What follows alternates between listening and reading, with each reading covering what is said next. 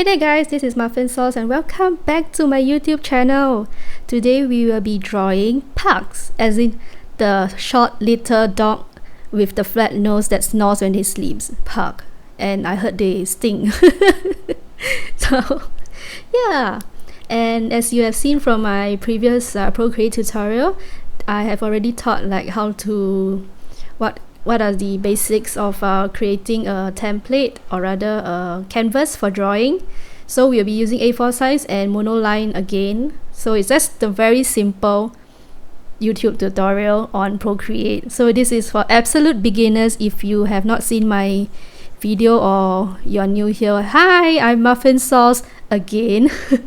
And I do random Procreate tutorial, and today we'll be drawing PUGS. So yeah, I actually found like pictures of PUGS on the internet for reference, and this is one of them. And when you place a photo in, please always do it on a separate layer, and when you are going to start drawing, make sure that you're on a new layer too. If not, you'll be drawing directly on the image layer. So for this PUG drawing, the first thing I did was to draw the candles first. Yeah, because it will be awfully difficult if you were to draw the PUG first and then the candle, because the candle is like in the front of the PUG, so it's easier to draw the candle first and the cake. And I actually simplified the cake into a round cylinder cake instead of a flower shaped cake, because I believe the shape is harder for beginners. And I decided to give him a very big round eyes to depict that goofy look of his. He looks super worried, I don't know why. Oh lord.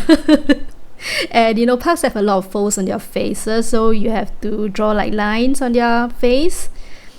And they have a pretty big muzzle that is droopy, and for some odd reason this PUG looks surprisingly worried. So he's had an N for a mouth to depict how upset he looks. And then we draw his head. Okay, so the thing about Procreate, right, if you are not satisfied with what you drawn, you can always click on the back button. And it's ears and his cheeks. So there you have it. That's a PUG and his birthday cake. And I forgot to add the table, so I'm drawing the table here. And yeah, that'll have his body. And then I realized that his eyes are not that wide as the photo beside, so I decided to make it. I made his iris darker and bigger, so now he looks more like it. And then we head to the coloring. For the color, create a new layer below the layer of the line work. I see my layer 3 is going below layer 1. And then choose the color of the PUG, which is a bit like skin tone. You can choose it from the chart, from the swatch at the top. And I'm going to speed up the coloring process, if not it's so boring. There are many ways to color on Procreate, but I prefer to do it this way. And I prefer to have it at the bottom layer too, because you can always change it and edit it without damaging the line works. So what I'm doing now is I picked the same color but made it a little darker so that I can add a bit of shadow to the PUG. So learning how to see shadow is a whole separate thing, and it's okay if you get it wrong. Now I'm going even darker for the darker area of the PUG. It may look like it's black, but I prefer to use dark brown, because if I made it like totally black, right, you won't be able to see the line work at all. So this is how I do the PUG. And now I have to decide what color do I want the cake to be. Do I want it pink, like the one in the picture? Yeah, I decided to make it pink instead. Yeah, strawberry cake for Puggo. And I decided to also give the cake a tray or a plate, golden tray. You know those cakes they serve with a tray for cake. So that's what it is. And I'm adjusting a bit of the eyes. Now he looks super worried. So now that my artwork is done, I will delete away the photo, and I will I will show you this is what it looks like. There is one layer outline and a layer of the color, so I can always edit the bottom without affecting the outline. And I will always do my artwork this way, and once it's done and I'm satisfied with it, then I will merge the layer. So you double click on it and you click merge layer, and you can move them both around at once. So I'm going to put the pug on the top left of the canvas, and we are going to head on to the next artwork. So I'm going to import another photo. I have downloaded so many photos, look at that. And now we have a weird pug that has no idea what is he doing, which is also a metaphor for what I'm doing. I got no idea what am I doing. I'm just talking to the mic because all this is like pre-recorded and I'm just rambling away.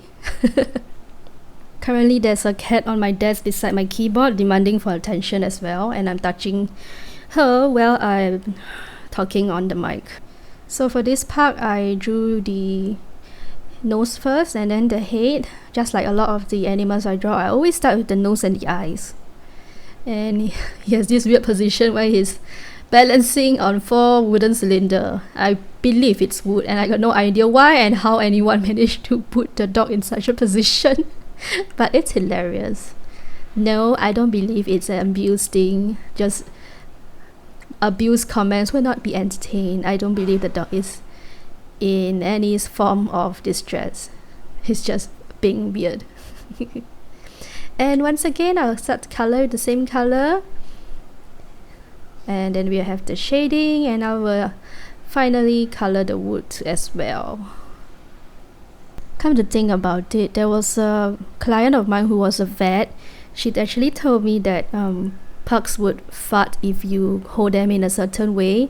I got no idea how true that is, but it's so funny to hear that they fart when you hold them and pull. Can you imagine? It's like, you know, when you pull someone's finger and that person fart. It's like, wait, where did I see that? I think it's in The Sims. Yes, I play The Sims when I'm free or when I need to de-stress. So I'm done with this puggle on 4 cylinder, and I'll put him at the bottom left, and we'll head on to the next image. Once again, create a new layer. Make sure you don't draw in the wrong layer. And what's the next picture? Okay, this is a little more difficult. It's a pug on a toy horse. Onward, my noble steed. It's not even moving at all. And why is it even green? It's like, is it even a horse or a donkey? I got no idea. It's so strange. The things you can find on Google. Because this has a bit of a more complicated layout, I decided to use blue color on a separate layer to trace out the outline and shapes first. So I'm trying to get the shapes right before I start inking in black. So roughly got it right. You can see the outline and shape of the image. And then I'll go over to the tool and lower the opacity. So I'll make it a lot lighter. I realized that I made it a little bit too light, that it's hard to see on screen now. And then I'll create a new layer, and in that layer I will use the black. So seeing the faint outline in the back from the other layer, I create and I trace over it. So now I roughly know the layout, and I decided to make this image a little more fun and had the tongue sticking out of the pug. I mean, they have the pug's tongue sticking out. What am I even saying? And then he has folds on the tummy. I mean, there was so much folds. I realized if I put too much folds, like look at this, if I had too much line works there, it just made the pug look super weird. So I decided to remove some of them, and decided to give the donkey horse 2 eyes instead of 1 too, because it looks cuter with 2 eyes. Although I know it's a side view thing, and it just looks super hilarious. And now I'm going to do the color. It looks like a blob of potato on a fat, overweight donkey horse. So now adding the shadows, and that is Mochi. It's Mochi on my desk. I have no idea. This is what happens when you live with cats. So I understand that the donkey is green and there is no such thing as a green donkey horse, so you can feel free to choose any color. I've decided to just follow the green, but not that obnoxious bright green in the image, and gave it a bit of shadow too. White color nozzle, muzzle, horse mouth, and I don't really like the butterflies on the side, so I gave it a white color swirls and a bit of a pattern to it, so it looks like a pinata now. So this is hilarious. Actually, the pug looks quite upset to be placed there in the image, but I just gave my pug a very derpy look instead. And you're done. Then I realized all my animals are facing the right, so I want it to go left. So with a press of a button, you flip horizontally and it goes left. Now it's facing left.